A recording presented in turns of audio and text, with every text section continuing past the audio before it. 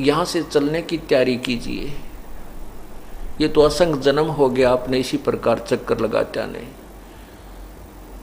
होले सुहागण सुरता त्यार, मालिक घर जाना है हेतु तो। होले सुहागण सुरता त्यार, सहे तेरा सोन शेखर वर तार, मालिक घर जाना है तेरा सोन शेखर वर तार। नाले धोले ओढ़ पैर लेकर 16 श्रृंगार, नाले धोले ओढ़ पैर लेकर 16 श्रृंगार। आज नहीं तो तड़के परसों आवेंगे तेरे लणिहार, मालिक घर जाना है तू तो। होले सुहागण सुरता त्यार, हे तेरा सोन शेखर वर तारे। तेरे साथ की कितनी जाली तू क्यों लारी वार, तेरे साथ की है कितनी जाली तू क्यों लारी वार। गुड़िया खेलत जन्म गवाया, लाया है नहीं बेचारे, मालिक घर जाना है तू तो। होले सुहागण सुरता त्यार, तेरा सोन शेखर वर तार। सतगुरु मारे बाणिया है करते बनज व्यवहार, सतगुरु मारे बाणिया है करते बनज व्यवहार।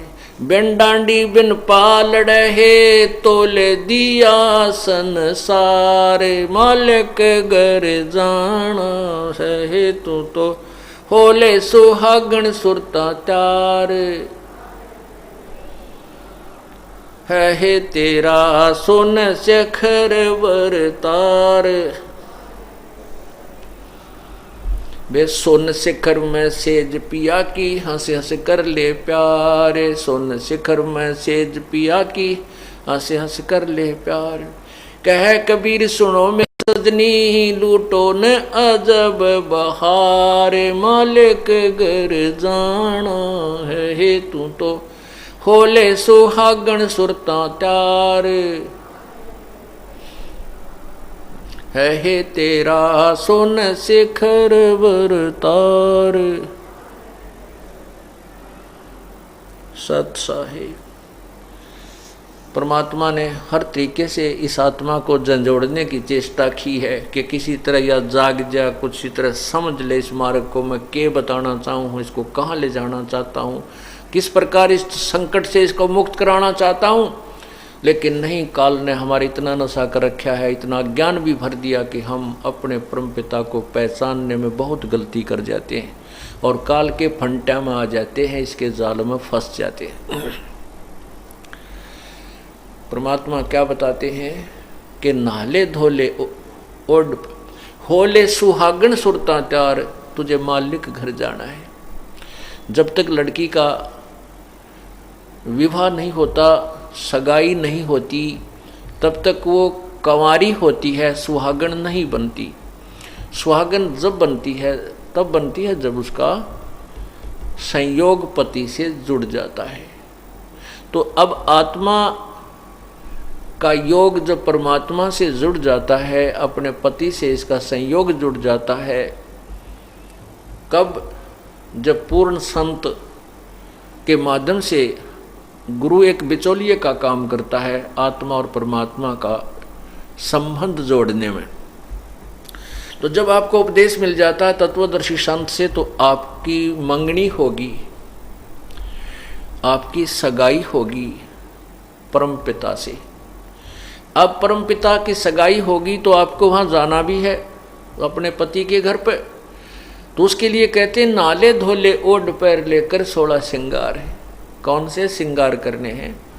इस सत्संग रूपी गंगा में आके अपने अंतःकरण के मैल को साफ कर, साफ सुथरी हो जा और शील संतोष विवेक दया धर्म ये 16 गहने ग्रहण कर धारण कर, विनम्रता, मृदु भाषा, प्रिय बोलना आदि, ये 16 प्रकार के आभूषण हैं। इनको धारण करने से अर्थात इन नियमों को ग्रहण करने से ही परमात्मा को आत्मा प्यारी लगती है, जैसे आभूषण युक्त स्त्री पति को अच्छी लगती है। तो इस आत्मा के ये आभूषण है, ये गहने हैं, ये श्रृंगार करने के तरीके बताए हैं। नाले धोले ओढ़ पैर ले कर 16 श्रृंगार, और आज नहीं ते तड़के परसों तेरे आवेंगे लनिहार। यानी मान ले लड़की का सगाई कर दी और तैयारी करी ना, ब्याह का दिन तो धर दिया, फिर वो तो समय तो आएगा ही, फिर उस दिन दिक्कत आएगी। इसलिए हमने यहाँ से एक दिन जाना तो पड़ेगा ही पड़ेगा। लनिहार आएंगे, यम के दूत लेने आएंगे। जो भक्ति कर रहे हैं, साधना ठीक से नहीं कर पाई तो बेशक उनको सतगुरु लेने आएगा। ये भी एक अलग से विषय है, फिर बाद में बताया जाएगा कि जो भक्ति करे उनको कौन लेने आएगा। जो मतलब पार नहीं हो गए, नाम नूम खंड कर दिया, उनको कौन लेने आएगा। और जो भक्ति बिल्कुल ही नहीं करते उनको कौन लेने आएगा। फिर भी तो कहते हैं आज नहीं ते तड़के परसों तेरी मृत्यु तो होगी ही होगी, तेरे लनिहार आएंगे, अर्थात तुझे यहाँ से जाना पड़ेगा। फिर क्या बताते हैं कि तेरे साथ की कितनी जाली तू क्यों लारी वार। यानी हम एक ही साथ सतलोकता आए थे, हम सभी सहेली हैं और हमारे साथ की बहुत जा चुकी है सतलोक में, वो चले गए। कहते हैं अब तू क्यों देर लगा रही है, तू भी उसी प्रोसीजर को अपना जैसे वो पहले वाली चली गई, तू भी ऐसे ही जा। अब क्या बताते हैं,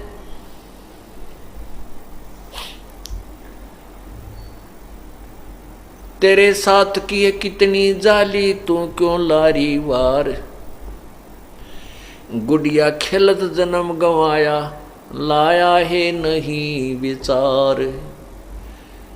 अब पहले समय में, अब तो बच्चे शिक्षित हो गए, लड़कियां उस खेल को नहीं खेलती हैं, मॉडर्न जमाना आ गया। पुराने समय की बात है, पहले छोटी लड़कियां क्यों, पढ़ाई शिक्षा तो थी नहीं, इतने काम के योग नहीं होती, बच्ची 8-9 साल की होती थी तो वो खेल में लगी रहा करती थी। तो क्या करते थे, गुड़िया बनाते थे, खिलौना एक कपड़ों से एक औरत के स्वरूप बनाया जाता था, कपड़ों से एक औरत का स्वरूप सा बना देते थे स्त्री का, और एक पुरुष का बना लेते थे उन कपड़ों का इतना खिलौना सा। और फिर वो लड़की उस गुड्डा, गुड़िया बोलते उसके, गुड्डा और गुड़िया, उस पुरुष के सचित चित्र को तो गुड्डा कहा करते और वो गुड़िया, तो गुड्डा और गुड़िया का ब्याह कराया करती वह छोटी सी छोरी।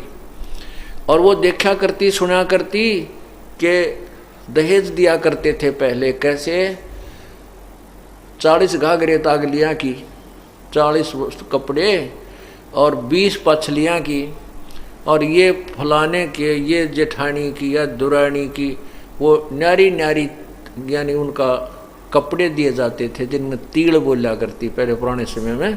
तो वो लड़की छोटी सी वो देखा करती थी, उसको इतनी समझ नहीं थी, वो उस दुल्हा दुल्ही के गुड्डा गुड़िया का ब्याह करती थी। और फिर वो न्यारे न्यारे चीथड़े, वो 4-4 उंगल के जो कटपीस होया करता था, टेलर के पास कटे हुए बेकार से बच जाते, उनको उठा के और फिर उनको ऐसे इकट्ठे करके एक न्यारी पोटड़ी बांध देती, गिठड़ी नो के 40 अगलियाँ की ये बांध दी, 20 ये न्यारी बांध दी, या सासू की या जेठानी की, और वो एक इतना सारा जोड़ा बने रहा करती। और उन कपड़ों ने जिन वह तीड़ समझ रही थी अर्थात सूट समझती थी, कहती थी उन चीथड़े नहीं थी इतने कपड़ों को। तो उसमें से अगर कोई लड़का या दूसरी बहन उनमें तो 2-4 कपड़े काट लेती, वही थी इतने चीथड़े से, तो अब बेटी जो है ना रो रो का पाँव पीट दी और बुरा हाल कर लेती। तो कोई न्यों पूछता, बड़ा भाई या पिता माता चाचा था, वो बेटी क्यों रो रही है, मुश्किल से रो कर घनी आन ला कर लेती, फिर बताती मेरी तीड़ काट ली इसने, तीड़ निकाल ली इसने। वो तीड़ ने त्याड़, वो चीथड़े ने तिल वो सूट मान रही है और चिथड़ा इतने गने और पाँ पीटे बुरा हाल कर रही, वह सचमुच उसको ज्ञान नहीं था और उनको ही वो यथार्थ कपड़े मान रही थी। इतनी अल्प बुद्धि होती थी उस बच्ची की। और जब वह लड़की जवान हो जाती है, उसकी शादी हो जाती है, उसको वास्तविकता का ज्ञान होता है, वो सूट तीर जो ओरिजिनल उसको प्राप्त होती हैं, फिर वो गुड्डा और गुड़िया वाले खेल को नहीं खेलती, किसी सूरत में नहीं खेल सकती। उसको ज्ञान हो गया, जवान होगी और उसका वास्तविक तिल वो कपड़े उसको प्राप्त हो गए। तो यहां परमात्मा ये बताते हैं कि गुड़िया खेलत जन्म गवाया तने लाया नहीं विचार। अब हम क्या मांगते हैं परमात्मा से, भाई ये भगवान एक प्लाट हो जा, मेरा एक घर को नहीं, छोटा है प्लाट हो जा, प्लाट मांग लिया। किसी का संतान नहीं है तो संतान मांगने आते हैं। कोई और हानि हो रही है, उसी की पूर्ति के लिए हम प्रार्थना करते हैं। तो इन जैसे संतान मांग ली, ठीक है भगवान ने आपको संतान दे दी, कोई बात नहीं, अच्छी बात है। लेकिन संतान भी मिल गई तो भक्ति अवश्य करते रहना, भगवान मत भूलना। और फिर कुछ दिनों में आपकी ऐसी स्थिति आ जाएगी, कुछ तो ज्ञान आधार बनेगा और कुछ आपके सभी दुखों का तकरीबन परमात्मा 2-3 वर्ष में निवारण कर देगा। फिर आप कुछ मांगने नहीं आओगे इस दास के पास। जैसे पहले बार आते हैं वो दुखी आते हैं, जी ये तकलीफ होगी, ये होगी, अच्छा बेटा हो जाएगा, बच्चे वो जरूर करेगा परमात्मा, लगे रहना। और 3 वर्ष के बाद आपके मुंह में जुबान नहीं रहेगी इस दास के पास। अगर आपकी सच्ची साधना, सच्ची लगन से आप साधना करते रहोगे, मर्यादा भंग नहीं करोगे, तो आपको इतना सुख दे देगा कि जब आशीर्वाद लेने आओगे आपके पास जुबान नहीं रहेगी ये कहने कि मेरे को ये दे दे। कुछ तो ज्ञान हो जाएगा कि क्या मांगू, कुछ ठहरना रहाई, देखत नैन चला जग जाई, 1 लाख पूत 1.25 लाख नाती, उस रावण का दीवान बाती। सर्व सोने की लंका होती, रावण से रणधीरम, एक पलक में राज विराजी, जम के पड़े जंजीरम। एक तो यू ज्ञान हो जाएगा, अकिया के मांगो भगवान पे, एक छोरा मांग लिया, चल दे दिया। रावण कहते हैं 1 लाख पुत्र 1.25 लाख नाती, और वह भी ना रहे। सारी सोने की लंका थी, इतना धन था उसके पास, इतना साहूकार था, वो धन भी ना गया, गेल यहीं छोड़ गया सारी। आवत संगना जात संगाती, क्या हुआ दर बांधे हाथी। तो पुण्यात्माओं, अभी हम जो मांग रहे हैं, कार मांग रहे हैं, कोठी मांग रहे हैं, ये तो वो गुड्डिया गुड्डी का खेल खेल रहे हैं अभी हम। जब हमें उस परमात्मा का सतलोक का स्थान वास्तविक ज्ञान होगा, सतलोक के सुखों से परिचित होंगे, फिर ये खिलौने वाले खेल को खेलना भूल जाएंगे। ये तो असंग जन्म हो गए, संतान होगी, उनकी परवरिश में लग गए, और परवरिश करते करते मनमाना हम मर जावा, बेटे बच्चे नो के नो दुखी, या हमारे सामने हमारे बेटा बेटी मर जाते, हम टक्कर मार मार कर रोते हैं। ऐसे बड़े पहाड़ के से दुख को हम ऐसे अंधाधुंध खींचे चले जा रहे हैं। इससे बचने का तरीका बताया है। तन धर सुखिया कोई न देखा, जो देखा सो दुखिया हो। उदय अस्त की बात करते हैं, मन सबका किया विवेका हो, सबका किया विवेका हो। तंदर सुखिया जो देखा सो दुखिया हो। उदय अस्त की बात करते हैं, मन सबका किया विवेका हो। भाई घाटे बाधे सब जग दुखिया, के गृहस्थी बैरागी हो। घाटे बाधे सब जग दुखिया, के गृहस्थी बैरागी हो। सुखदेव ने दुख के डर से, गर्भ में माया त्यागी हो। गर्भ में माया त्यागी हो। तन धर सुखिया कोई न देखा, जो देखा सो दुखिया हो। उदय अस्त की बात करते हैं, मन सबका किया विवेका हो, सबका किया विवेका हो। भाई जंगम दुखिया योगी दुखिया, ये तपस्वी को दुख दूना हो। जंगम दुखिया योगी दुखिया, तपस्वी को दुख दूना हो।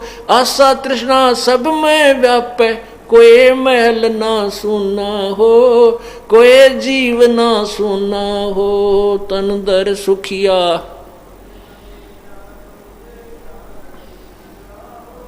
उदय अस्त की बात करते हैं, मन सबका किया विवेका हो, सबका किया विवेका हो। भाई साच कहूँ तो यो जग ना माने, पर झूठ कही ना जाई हो। साच कहूँ तो जग ना माने, या झूठ कही ना जाई हो। ब्रह्मा विष्णु या शिव जी दुखिया, जिन ये राह चलाई हो, जिन ये राह चलाई हो। तंदर सुखिया, उदय अस्त की बात करते हैं, मन सबका किया विवेका हो, सबका। भाई सुरपति दुखिया भूपति दुखिया, ये रंक दुखी बपरीति हो। सुरपति दुखिया भूपति दुखिया, ये रंक दुखी बपरीति हो। कहे कबीर और सब दुखिया, एक संत सुखी मन जीती हो। संत सुखी मन जीती हो। तंदर सुखिया,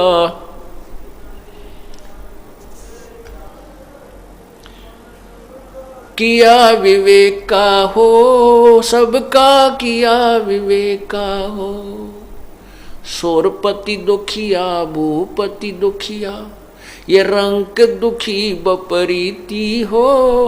सोरपति दुखिया भूपति दुखिया, रंक दुखी बपरीति हो। कहे कबीर और सब दुखिया, एक संत सुखी मन जीती हो। संत सुखी मन जीती हो। तंदर सुखिया कोई न देखा, उदय अस्त की बात करते हैं, मन सबका किया विवेका हो, सबका। सत साहिब। अब यहां हम सुख ढूंढ रहे हैं। जिसके संतान नहीं है वो तो यही मांगता है, भगवान मेरा तो एक जातक हो जा, चाहे बेटा हो जा चाहे बेटी हो जा, बस मौज हो जाएगी। परमात्मा कहते हैं, प्रभु अगर आपको चाहेगा कि आपको संतान देनी उचित है तो अवश्य देगा। पुण्यात्माओं, संसार समाज से उल्टा हटके हमने भक्ति करनी होती है। यदि आपको मोक्ष चाहता चाहिए तो प्रभु की रजा में राजी रहिए, इस चक्कर में मत पड़िए। और यदि आपने मोक्ष नहीं चाहिए और परमात्मा से संतान ही चाहिए, आप सच्चे दिल से एक फैसला कर लेना। अगर आपने संतान चाहिए और मोक्ष नहीं चाहता तो 10वें महीने आपका संतान ना हो तो गारंटीड बात है। परमात्मा ये चाहता है कि तुम यहाँ तक पीछा छुटवा लो, लेकिन हम वह मुट्ठी बंदर वाली मुट्ठी ने छोड़ते को ना, और मोक्ष करवाना चाहे दोनों नहीं होया करते। जैसे जय हो बंदी छोड़ की वर्षा कर दी दाता ने, ये होते हैं वो सतयुग के जैसे लक्षण। ओए होए, पहले वर्षा कराने के लिए अनुष्ठान किए जाते थे, और भी अनुष्ठान परमात्मा ने ढूंढा ठा रखा। 10 साल हो गए रोज हैं, एक एक महीने में 6-6 दिन 10-10 दिन हवन होते हैं, अखंड हवन होते हैं, घर घर में जोत जगह भगवान की हवन होने लगे। तो परमात्मा ने आज देख लो कितना विचित्र कार्य कर रखा है। ये आपके समक्ष है, ये उस परम पिता के ये सद मार्ग का और सद साधना का परिणाम है। अब सारे वैज्ञानिक फेल हैं। अब वर्षा मई और जून में कितना होने लगी, कोई जिक्र ना करता, मानसून कितना आएगी। ये परमात्मा की देन है। परमात्मा जो चाहे सो कर सकता है।